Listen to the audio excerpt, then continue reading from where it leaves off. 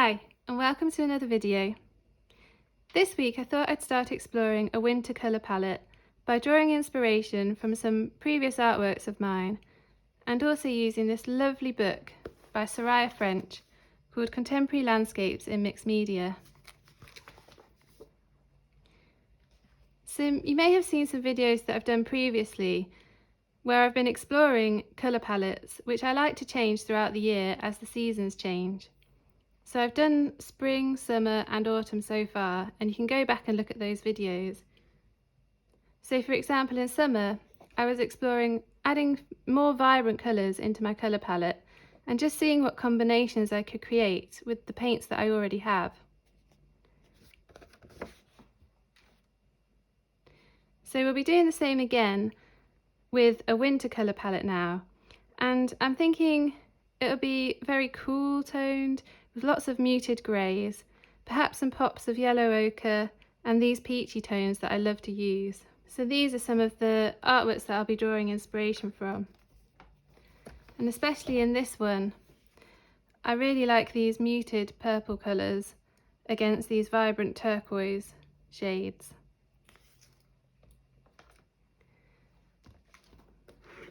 And this one, although it is generally quite neutral, the effect is very wintry, and I really quite like this warm neutral beige grey.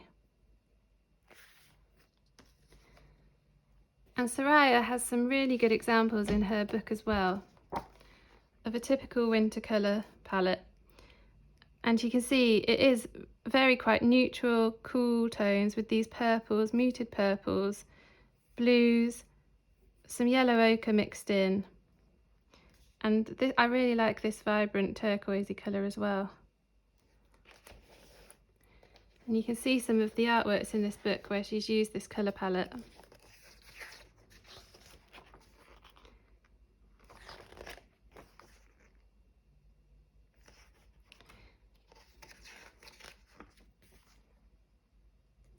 So that's what I'll be doing today. I'll get my paints out and we'll see what colour combinations we can create.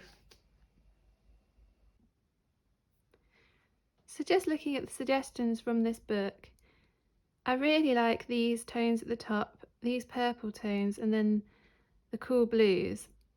So I'm not going to follow exactly what she suggested in the book, but I'll be using ultramarine blue, burnt sienna, burnt umber, yellow ochre and white as just my base colours to play around with. And then to create this purple tone I might also need a bit of quinacridone magenta. And I was also wondering to mix a little bit of cerulean blue in there as well. So they're the colours I'll be experimenting with to try and create a palette quite similar to this, but just make it my own using colours that I'm very familiar with. So I'll just swatch out the colours neat first. So this is the ultramarine blue. And then I've got the burnt umber. I find burnt umber a really lovely mixing colour, so when I mix it with ultramarine blue it neutralises it a lot and you get this lovely sort of deep dark blue that's very similar to Payne's grey actually. So I rarely use burnt umber on its own as a colour, but to mix it's really wonderful. Then I've got the yellow ochre.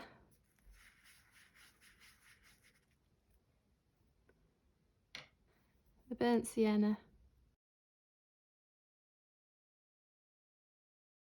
And then my two sort of wildcard colours. I've got the quinacridone magenta and the cerulean blue. So those are the base colours that I'm going to use to mix up a palette of wintry colours. And this colour was a big surprise to me in one of my previous colour mixing videos. I very rarely use this quinacridone magenta because it's just such a vibrant saturated colour, and I was unsure really how to mix it in with other colours. But when I did I think it was my summer one, I sort of brought this colour into my palette and mixed it with my familiar colours that I usually use, and was really surprised by the results. So this is sort of a push to get you out of your comfort zone of what colours you usually use and try to experiment with them to create a new palette. So the first colour I want to mix is the ultramarine blue with some burnt umber, and you'll see this really neutralises it down to this really lovely almost Payne's grey blue. So that was quite an even mix of the two colours, but you can see it just takes that harsh edge off the ultramarine blue and creates this lovely deep dark blue colour. So I love that. And then I think I'll add a little bit more burnt umber into that to darken it down even further. A bit more blue actually. And you can really play around with the ratios here to just see what adding a little bit of each colour does. So that's almost grey, like a dark grey now. And then I'll just add a bit of titanium white as well.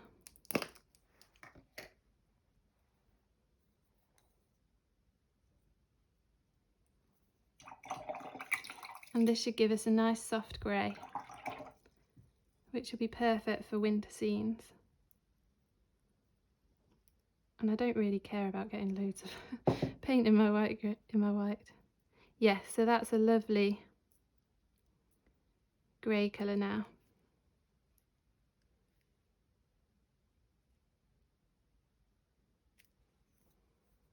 And then adding a bit more back into this, just create a mid grey.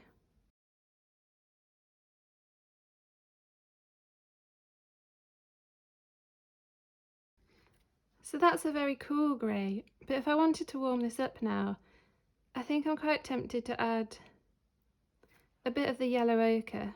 So I'll try that first, only a little bit. And that really warms this grey up.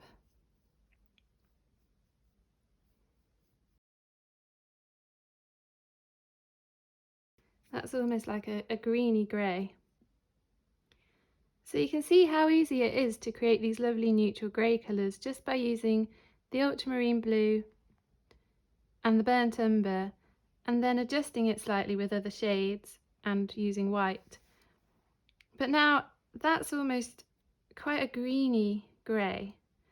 I do really want like a nice warm grey. So I'm thinking mixing the burnt sienna now with the ultramarine blue and seeing what neutral colours I can create with that. So if I take the ultramarine blue and some of the burnt sienna.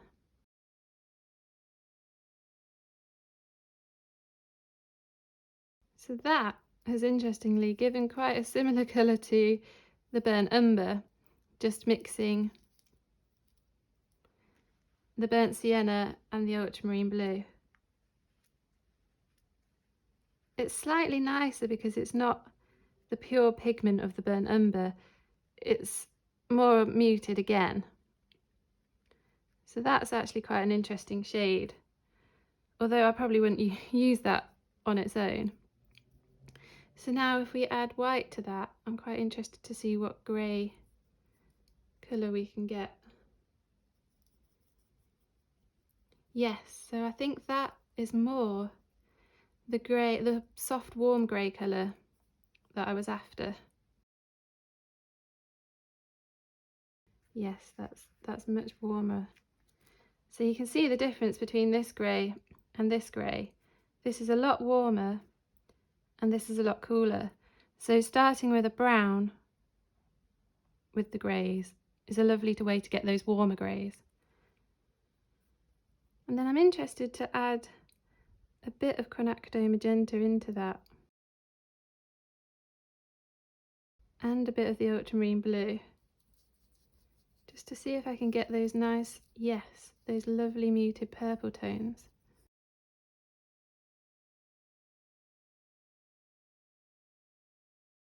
So that is a lovely wintry purple.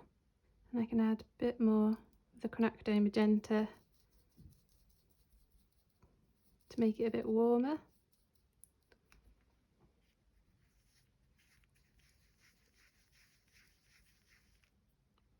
And it's just amazing how much difference a tiny little speck of this quinacridone magenta can make to a colour. But those purples, muted purples, are lovely. I'm really enjoying those. So that was starting with this base, which was ultramarine blue, burnt sienna and white, and then I added quinacridone magenta, a little bit more ultramarine blue in. So I think I've got some good cool colours there, and I really love this warm grey alongside the cool colours. And I think I brought the cerulean blue in to see that against these greys, because I think that will pop really well. But I feel like I want to neutralise this cerulean blue ever so slightly, and I might try mixing it with the burnt umber, but only ever so slight amount of burnt umber.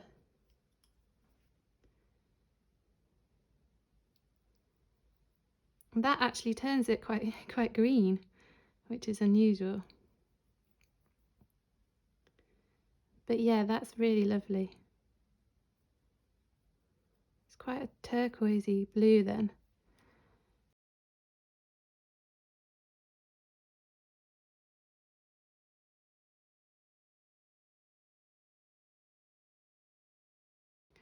So I really like how that's neutralised down.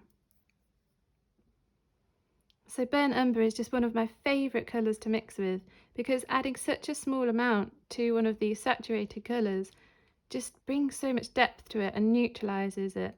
So that was just the cerulean blue and a bit of the burnt umber. And I really like how those two shades sit alongside one another. So I think looking at this palette now, I'm missing some greens and a yellow. I don't think I would use this neat. Perhaps I would, but not too much of it. That could be a pop of colour similar to the cerulean blue. But I want a nice neutralised yellow and some greens as well. I know I've got this green, so I think as a base with the ultramarine blue and the yellow ochre and the burnt umber, I'll get a similar shade to that again, because that's what was included in this, but I want to create more of a vibrant green from that. So if we go in again with the ultramarine blue, the yellow ochre,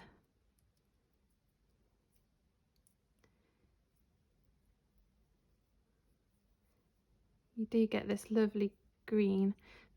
I feel like this is definitely a wintry green. It's very warm, but not like a fresh spring green. And then more yellow ochre.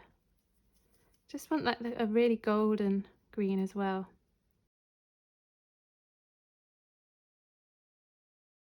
So yeah, I think they're lovely in this mix. And then for a yellow, I'm wondering if just adding a touch of the burnt sienna into the yellow ochre would neutralise that down to a nice golden colour. I think that had a bit too much burnt sienna on it. But yeah, that's the sort of shade that I am looking for. It's more of an orangey yellow, I guess.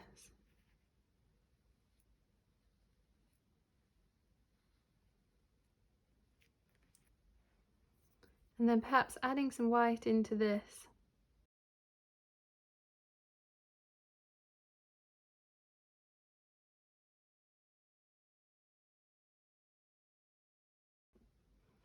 So I really like this apricot colour, and although I probably have mixed this whilst I've been doing paintings, I've never sort of intentionally put it down onto a palette like this. And just seeing it against these other colours, I feel like it really works.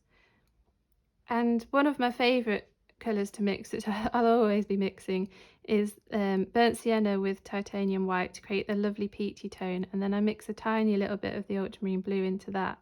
So you'll often see that peachy colour in my work, but I really like this one as well. So I do want to start incorporating that into this wintry palette. So I might just try, I don't know if adding a bit of blue to that, I don't know what that would create really, maybe like a nice beigey colour. So we'll give it a go.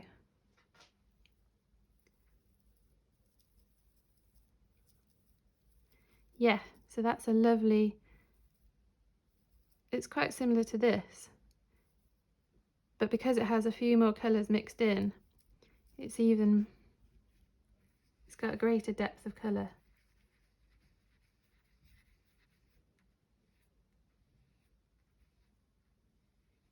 So I do really like that beigey colour as well.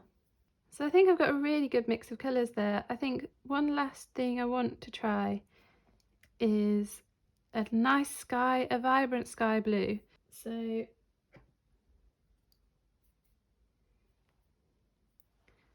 the ultramarine blue, cerulean blue,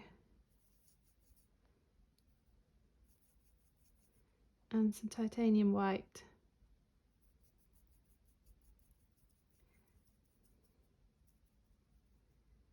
And that creates this lovely sky blue.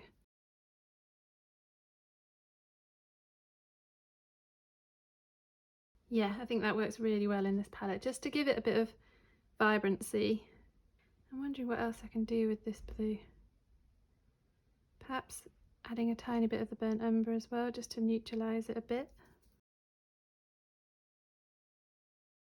And it's, yeah, my favourite colour to mix with. It just softens it so much.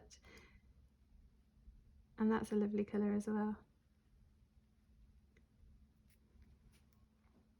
And then I am thinking another yellow, not that as quite orangey as that one, but maybe the yellow ochre with, so that was yellow ochre and a bit of sienna, so maybe yellow ochre and a bit of burnt umber.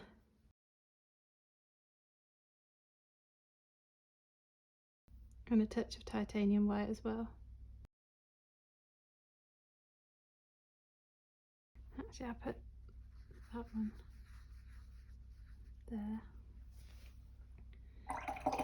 I should have put it without the white as well. So yellow ochre,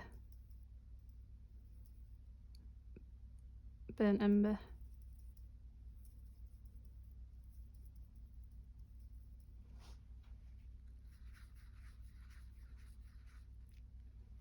So yeah, I think that's a really great palette for a winter landscape scene.